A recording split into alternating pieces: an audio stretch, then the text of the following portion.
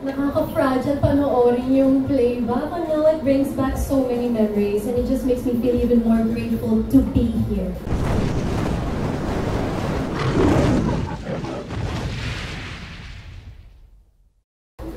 Yun na. Thanks, Okay. Cute, ang cute niya panoorin. Looking back, parang ang sarap pala ng samahan natin. Sobrang light pala yung akala natin na bigat-bigat ng mga loob natin. Pag pinapanood mo yun, ang cute-cute, tapos kitang-kita yung connection ng bawat isa. Ay, nakakatawa. Oo, nakakamiss. Makita lahat yung parang nanaliwa lahat ng memories. So, parang kailan lang kakapasok namin. Parang kailan lang yung mga task na ginagawa natin. May nandito na kami. Diba? So, nakakamiss. Nakakamiss. Hindi namin makakalimutan yung mga memories. I want to stay here forever. Gusto kong bumalik, tapos ayoko na umalis ever. I mean, upon watching it, it just brings back so many memories. So, wala, it's a bittersweet moment, but we have the outside world waiting for us, and it's just as warm. So, we're very, very grateful for that. Thanks, Bianca. Okay, AC. Included pa lang kami dyan. Nakikinig lang ako. No, but also, me, same with them. It brings back so many memories, and that was only a portion of what actually happened inside. And I'm just so happy that I was able to create a new family that I will definitely bring on for the next few years and whatever time. But yun po, I'm very, very grateful for this journey. Yeah. Thank you, AC. Last but not the least, Emilio. Oo, grabe. Sobrang saya naman ito. Lahat ng mga memories na yan. It makes me miss the house and of course, you guys so much more, the housemates. PBB really changed my life, and I think it's really been one of the biggest blessings for me. I'm so grateful that I was able to make connections with these housemates in front of you, and of course, everyone from GMB as well. So yeah. Thank you so much, Emilio. And kitang-kita naman that this season, it's true, brought a lot of connections. Not only that, alam naman natin that finally we were able to collaborate with our Kapuso artists. Kaya shout out din sa ating mga Kapuso housemates watching us. Thank you guys so much for being a part of this very big season of PBB. Pero huwag na natin patagalin pa, guys. Of course, syempre alam naman natin, mainit na yung panahon ngayon. Pero mas magiging mainit pa with our friends from the media dahil they have their questions for you guys. Kaya now we're gonna open the floor to some of our friends from the media. Okay. So first up, we have our question from John Bueno of Kumagkao.com. This one is for AC. Alright, AC, what have you learned in this PBB journey?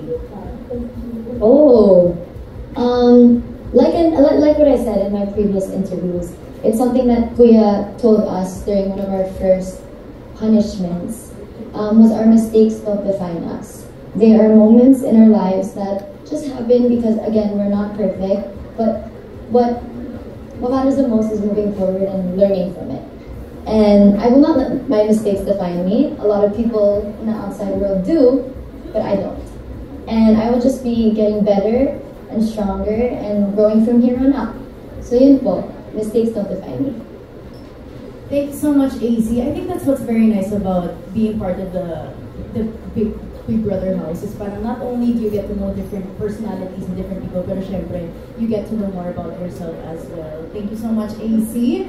Okay, next question from John Bueno is for Kira. Yes. All right, Kira, you've done pretty good in movies even before you went inside PBB. So what do you think you have gained from staying there, and how would you use it to become an even bigger star?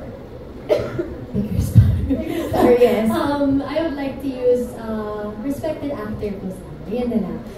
I think what I've learned or what I can bring with me from the house into the acting scene is really how to develop a character. You know, it's really my first time to be surrounded with lots of people my age, which is very unusual for me kasi in my life talaga before PBB, I'm very isolated. I don't really have like a lot of friends. So here in the house, I got to be with so many different personalities, so many colors. So I guess that would really, really help me in terms of making a character.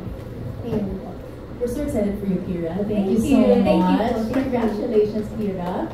Okay, ito naman for Bianca. Okay, Bianca. Do you sometimes feel that you are getting torn between boys or different love teams? Wow. Ako, personally, personally naman, I see both partnerships as blessings.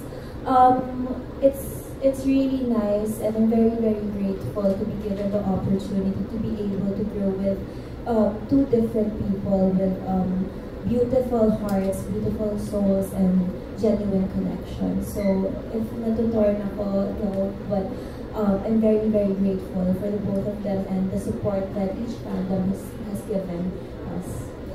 Thanks, Bianca. And syempre, alam naman natin na, of course, the Philippines is very known for the love teams, but I think it's also nice that Bianca gets to explore with different people, different artists. Kaya naman, yes, let's support Bianca. Yes, Wilka does BA.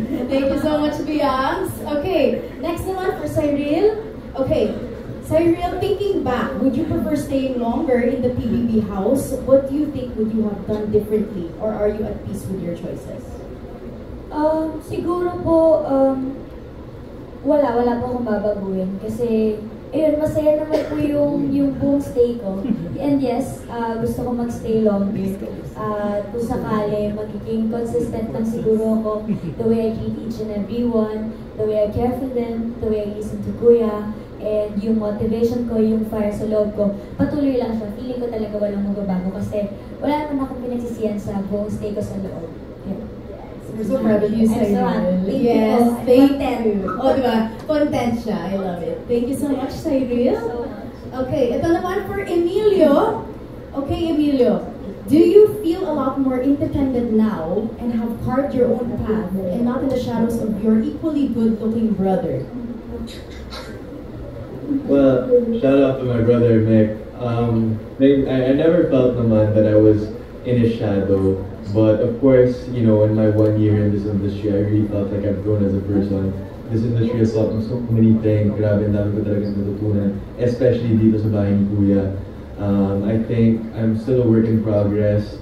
Marami akong, there are many things that I'm happy about, but I know that there's so much more to learn. And I'm just ready for it. Thank you so much, Emilio. Yes, diba? We're so happy that for Emilio. I think kahit na Emilio comes from a well-known family, parang it's nice that he is able to grow in his own path, diba? Congratulations, Emilio. Okay, last but not the least for Ate Clang. Ate Clang, your question is, sino ba talaga ang favorite mong anak? Yan ang tanong. Ate Clang. Okay, thank you for the wonderful question. I beg to listen. Second emotion. Sino paboritong anak? Well, lagi ko naman ang sagot. Lagi ko naman lahat. Actually, nagulat na akong dami ko ng anak ngayon.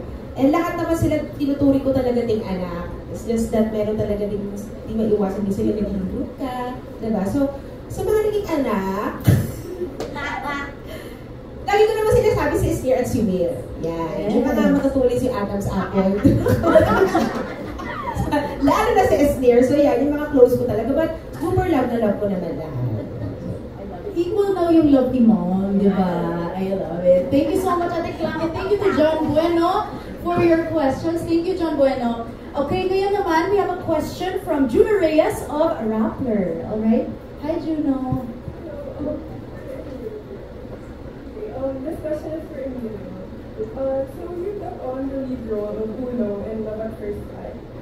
First things first, are there any parts of Uno that you Marami. I think one definitely is our love for basketball.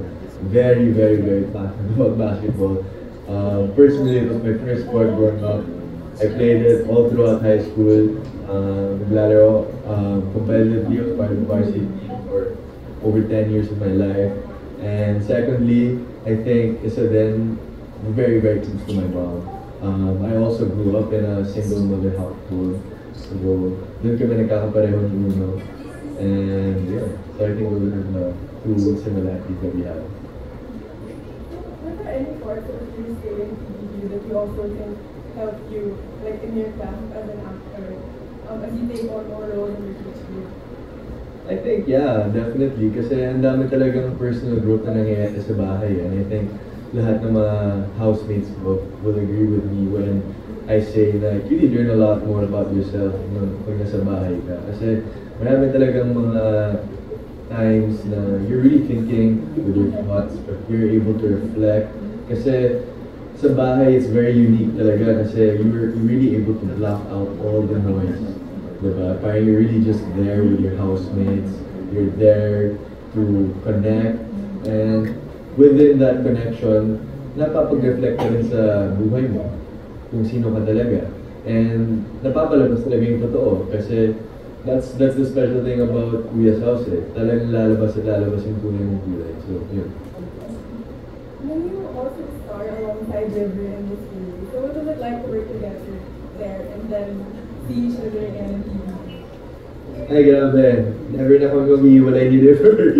Sa unang project namin kami magkasama. Sa huling project ko, siya pa rin magkasama ko. So, you know, it's always a good time with him. He's my best friend in this industry and I'm looking forward to more projects with him.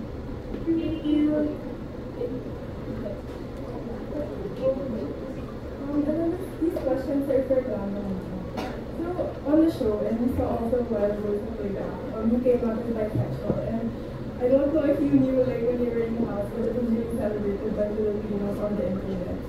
But when you were in the PBB house, how did you think people would react, like the people in the outside world? Thank you, Juno. Thank you, Juno. Actually, nung time na yun, yung ginawa ko, sobrang hinihintay ko na talaga yung right timing. But ready ako, hinihintay ko lang kung kailan, yung tamang panahon para sabihin yun. And na-feel ko na yun talaga yung moment na para sabihin na. And by that time, hindi ko iniisip kung ano yung iniisip ng tao sa labas. Ang importante sa akin yung present namin doon at that time. Sobrang, ang nangingibabaw sa akin yun was happiness and excitement. Sabi ko, bahala na kung tatanggapin ako ng tao sa labas. Yung pinipray ko, I hope sana mahalin pa rin nila ako, hindi magbago pagtingin sa akin ng mga sumusuporta sa akin sa labas. Ayun, yun ang pinipray ko. But nung nangyayari talaga yung lahat, gusto ko na talagang gawin is maging totoo na sa lahat. Sabihin na yung lahat na tinatago. And ayun, sobrang happy ko. Hindi ko naman talaga pinagsisigaw. And then sa mga susunod na taon, how do you envision like the representation of the LGBT community gets in the industry? Well, sana ngayon naman tingin ko mas talagang tinatanggap na tayo, tinatanggap na kami, no? Lalo na dyan si Bebe. So, lalo pa siguro tatagal, feeling ko mas dami pang magiging representatives ang ating community. Isa-isa nang magbubukas sa mga pinto. And alam ko mas mamahalin kayo ng mga tao ngayon. That time na andito na kami. Yan si Esnir, di ba? Nakasali pa sa Big Four. So, tingin ko naman mas madami pang magiging opportunities talaga soon. I wanted to ask also about your music. Can we expect any more new releases from you in the future? Yes, actually po, ongoing na po ngayon yung next album ko under Star Music. Ayan, abangan mo, ikaw yung ko doon na. Duet ko. Yes, duet kami. So, ayan, abangan nyo po. Nag-start na po ako mag-record ng aking next album. Sana po. Bubutasan na lang. Bubutasan na lang yung album, pero andun na siya. Mag-record na ako. So, sana supportahan nyo po ako dyan. Wala pang title, iniisip pa din. So, hindi naman siguro okay. Pero abangan nyo po yan. Maraming pong pinaghahandaan. And abangan po nila sa mga susunod na panahon. Taray! Yan, and yes, pwede ba? This September pala magkakaroon din po ako ng solo concert.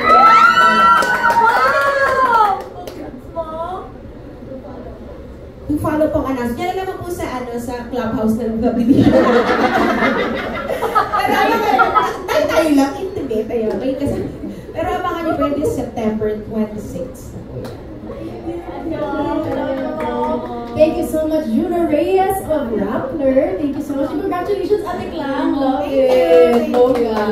Okay. Ngayon naman, we have questions from Roldan Castro of Abante Tonight, Showbiz Police, and Marisol Academy Tonight.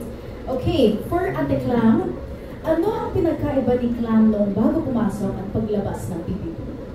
Well, siguro yung Clarice ngayon, masasabi ko po na mas may tiwala na sa sarili, mas may self-confidence na, mas alam na yung, mas hindi na takot, kasi mas malaya na rin ako, wala na akong tinatago. Yun ang nararamdaman ko talaga ngayon compare before na feeling ko, na parang may naka-angkla, parang may isang pumipigil, and ngayon na wala na akong tinatago, I'm really open to sa lahat.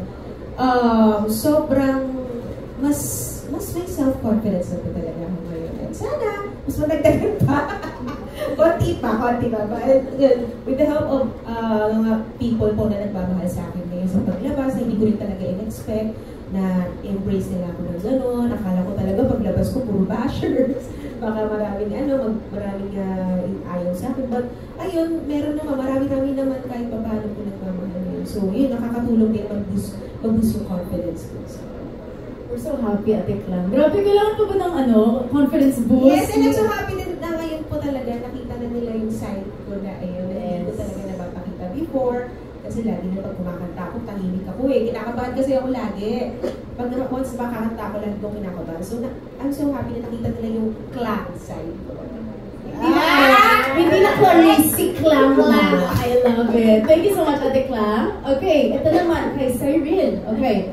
Kamusta yung experience mo na walang cellphone at nung magkaroon ulit ng cellphone paglabas ng bahay ni Kuya? Ako po personally, hindi naman din po ako mahilig or tutok na tutok sa phone. Mag-phone lang po siguro ako kapag kailangan sa work, kapag may kailangan sagutin, asikasuhin. Pero hindi naman po ako yung addict na ba ikamamatay yung cellphone na sisibo ko, yung mukha nga. Hindi naman po ako ganun. So, na-enjoy ko po siya, para po siyang detox. Hindi ko naman siya hinanap-hanap, hindi rin ako gano'ng nag-adjust paglabas, hindi rin ako yung nangapa, gano'n. Siguro marami na nalimutang password, pero hindi naman yung, ano ba to, ganyan, hindi naman gano'n. Parang ayun lang, yung password lang po, tsaka na ano lang siguro na overwhelmed sa mga kailangan replyan, yung mga kailangan i-check na schedule, gano'n. Pero inside, hindi ko po talaga na-miss yung phone ko. Siguro kaharap na po ako alarm clock. Yan lang, galang lang ako mag-set ba akong alarm clock pag umaga. Pero ayun po. Okay naman po siya, masaya po siya for me talaga. Kasi kahit sa work, pag pupunta po ako ng work, pagdating po doon, bihira ko na talaga mawakan yung phone ko kasi more on connection po ako with the cast, the crew, the staff. Gusto ko po talaga yung dinadantay ko sila lahat. Hanggang maaari hindi po kami na. Yeah! Cyril, sabi mo parang detox. Masasabi mo ba na very refreshing yung walang cellphone o refreshing, di ba? Refreshing po siya, opo, kasi di ba parang ngayon, umiikot na po lahat sa cellphone. Talagang sobrang accessible na po ng lahat through phone.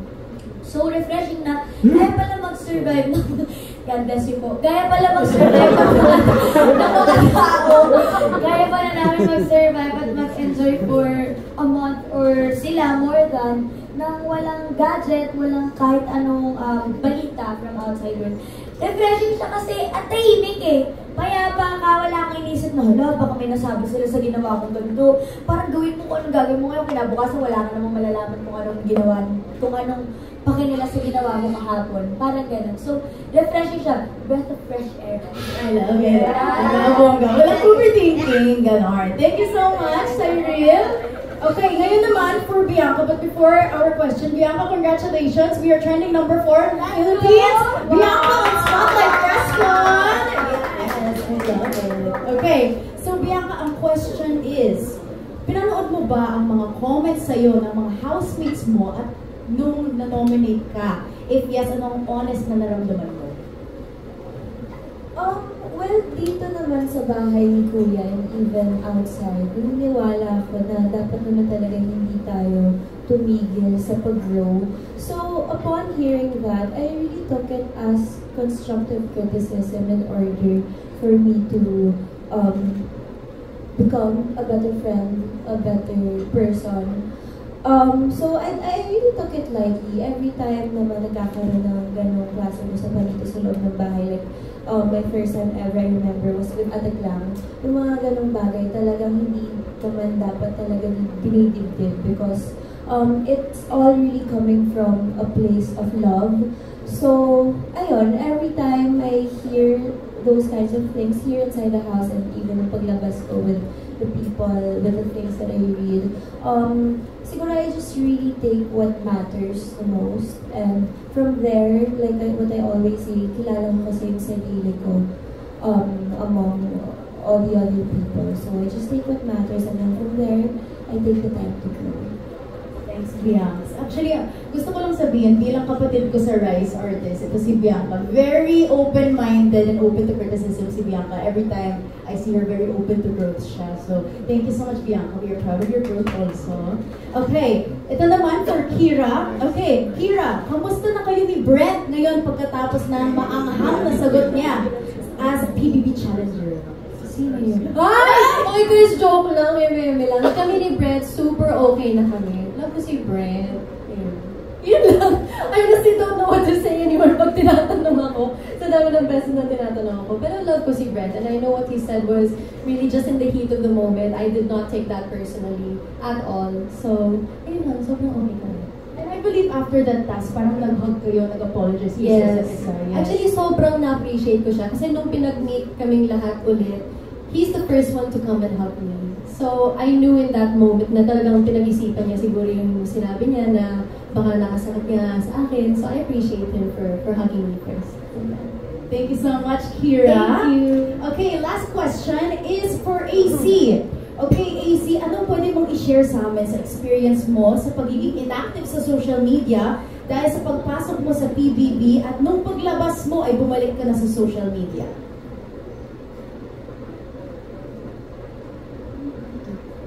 I think nakamute si AC. Yes. Nakamute ako. I think same naman po as what Saida said. It was a detox for all of us. It was very refreshing. At first, medyo natatakot po ako because I feel like my life was surrounded by social media and, you know, dancing, trends, all of that. Pero the second I was in PBB na din po, hindi ko na po hinahanap. And I'm trying to continue that sa labas. Na I have face-to-face conversations, I try to be off my phone. I don't really read social media much na din po. I really only go on to post. And yeah, it's been really nice keeping that clean, not toxic mindset. But yeah, beautiful. It was a vacation-ish. Thanks so much, AC. Diba? I love it. Parang you're practicing presence, diba? Being present in the moment. Thanks so much, AC. And thank you as well to Roldan Castro of Abante Tonight Showbiz Police and Marisol Academy tonight. Next up naman, we would like to call on Gia Bote of One in Manila. Hello. So this question po is for AC. So hello. If you had stayed a bit longer inside Kuya's house, which task or challenge do you think you would have excelled in and why? Okay, aside from all of yung mga sayaw po, yung nainggit po talaga ako sa room task nila. I don't know what it's called, but yung kendama, with the ball and the stick. You guys know what I'm talking about? Anong name mo? Yung basta yun, yung may ball and stick, tapos kailangan niyo po i-land. Because I knew that since I was a kid, ginagawa ko po talaga yun as a hobby. Naging trend po siya sa Canada a very long time ago. So I felt like I could have excelled in that task po. Thank you, AC. Then for Emilia naman, very late on the question. Would you rather win the wild card and re-enter the house without Michael or stay evicted alongside him? I'm gonna stay evicted with my duo. Although it would have been amazing to come back to the house. Siyempre, hindi ko iwanan yung kapatid ko. Thank you, Emilio. And then, next naman, for Kira. So, if you had stayed a bit longer inside Kuya's house, what aspect of your life do you think you would have been able to share more with your housemates? That's a tough one. I think I shared quite a lot about my family when I was still in the house. I think the best answer to that question is really how much of a friend that I could be. Kasi kung kailan po ako na-evict, that was the time that I was really starting to, you know, to warm up to everybody in the house. So when it got cut short, parang sayang, yun eh. Pero I think if I were to stay a bit longer, they would get to see what I would be like as a friend, how much I care for others, and how much I like to be there for them. You know, thank you. Yeah. And then next one is for Cyril. So how different is the Cyril we see now compared to the Cyril before your PBB journey? Siguro po yung sale ngayon, mas nag-aayos na siya. Mas mukha na siyang tao. Kasi dati wala pa kailang sa itsura ko eh. So ngayon medyo presentable na. I do my best talaga na parang contact ng sino-sino para maghingi ng help, para magmukhang presentable. Dati kasi lumalabas ako na may puti-puti pa na spot dito, pag may pimple, wala akong pakialam. Ngayon parang kahit paano nag-lifted, kahit paano nagsusuklay, may suklay ko. So yes, ayun, parang feeling ko mas presentable na siya ngayon and mas careful na siya sa actions niya kasi nga dito, di ba, parang yun yung bilin sa akin talaga ng tatay ko nung papasok ako, huwag kang galawgaw. Kasi nga magaslaw ako, so parang sabi niya, mag-ingat kasi kilos mo, mga gagawin mo, yung upo mo, yun kasi lagi na pinagawa yun sa bahay, para daw kasi ako may something sa gitna kapag lagi ang nakabugan. So ayun, feeling ko ngayon, I'm more presentable, I'm more demure. I'm prettier. Ayun lang, mas may alaga na ako sa sarili ko now.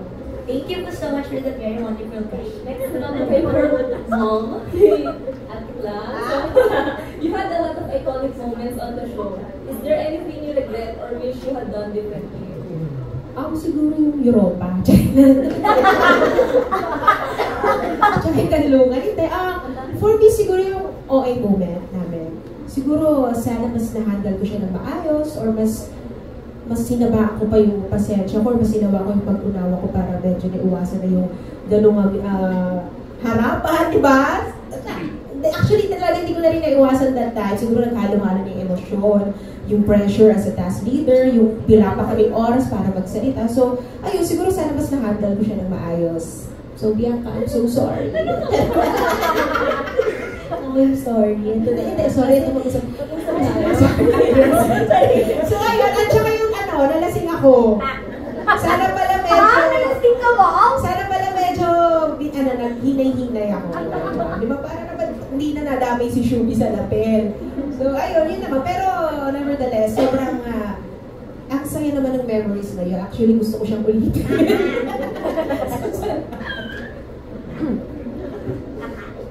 The last question is for Bianca. So after your PBB journey, did your perspective on love and friendship change? Wow. Ako naman, siguro one of the major things that I learned inside this house is that no relationship or friendship is picture perfect. As much as you try to control the situation, hindi talaga, wala talaga, hindi mo siya makakontrol. But with my housemates, with the people that I've grown to love, I really learned how, naggalit ako with them, I laughed with them, I've discovered so many new emotions with them. But I guess at the end of the day, yung isa kasi sa mga fears namin, nung dito pa kami sa labas, was that kapag nasa outside world pa tayo, magbabago ba kasi may ingay na ng outside world tapos may distractions na. But one thing na pinangahawakan ko talaga in namin lahat is that at the end of the day, we really choose each other. So I guess that's one of the main things that I learned is panindigan yung isa't isa, yung friendship na at yung pamilya na buo namin dito sa loob. Thank you po, stable and busy. Yes, thank you, Gia Bote of When in Manila. All right, thank you so much. And that concludes our questions, or our question and answer portion with our friends from the media. Thank you to our friends from the media for being here. Yes. And that wraps